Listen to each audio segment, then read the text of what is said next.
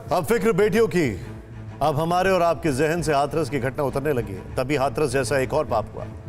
फिर एक बेटी के साथ बर्बरता सामने आई। मामला हाथरस से करीब 400 किलोमीटर दूर बाराबंकी का है, जहां एक लड़की का शव खेत में मिला। उसका बलात्कार किया गया और बेरहमी से मौत के घाट उतार दिया गया। उसके साथ ऐसी हैवानियत हुई कि उसके शव का पोस्टमार्टम करने वाले डॉक्टर का कलेजा भी कांप उठा।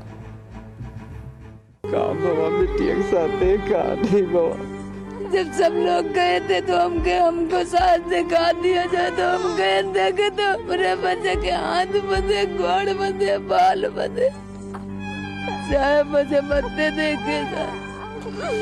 ये उस बदनसीब माँ के आंसू हैं, चित्कार है जिसका चेहरा हम आपको नहीं दिखा सकते, लेकिन ये बता सकते हैं कि फूट फूट कर रोती इस महिला की बेटी के साथ ऐसी दरिंदगी हुई जिसे सुनकर रूह कांप जाए, दिल बैठ जाए।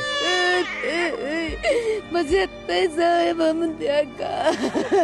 या मुँह पाट रहा बच्चे को मरे साहब, और बस हम कुछ नहीं देखते, मुझे पैसा हम देखा। सुना आपने किस तरह हैवानों ने देश में एक और बेटी को मौत के मुंह में धकेल दिया।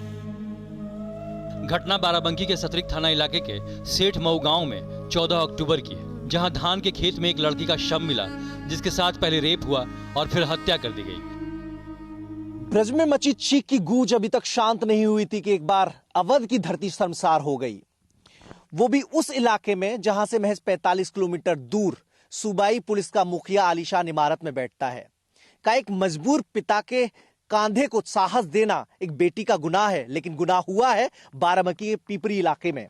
4 बजे बेटी घर से निकली थी कि धान की फसल काटनी है। जब लड़की काफी देर तक नहीं लौटी तो घर वालों ने तलाश शुरू की। रात में लड़की का शव खेत में मिला और ऐसी हालत में मिला जिसे देखकर हर कोई सिहर गया। मेरे बिटिया के हाथ बंधे रहे, यही भी थी, और गोड़ ही बंधे रहे, यही भी बटुरे पड़े रहे, कमीज पहने रहे, सलवार पहने रहे, सलवार बटुरा था। आंवट पर निशान है, चेहरे पर खरोच है, लड़के के साथ रेप भी हुआ है, गला दबा करके हत्या कर दी।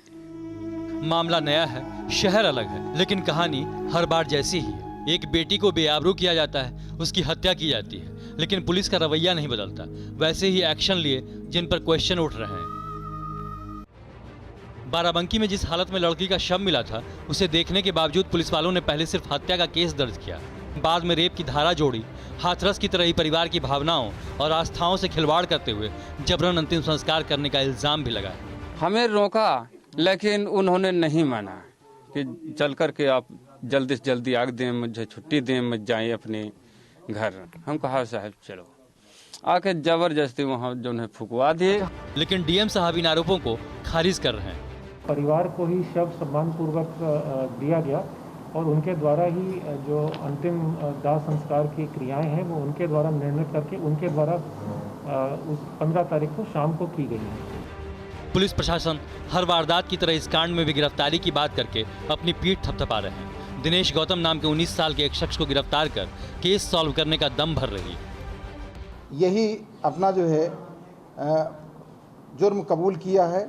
जितने भी अभी हमारे पास डिजिटल साक्ष्य हैं, हमारे पास घटनास्थल के साक्ष्य हैं, हमारे पास जो फील्ड यूनिट के साक्ष्य हैं, खून आलूदा कपड़े हैं, जितने भी हम लोगों ने साक्ष्य संकलित किया है, उसके आधार पर यही पूरी घटना को स्वीकार किया है।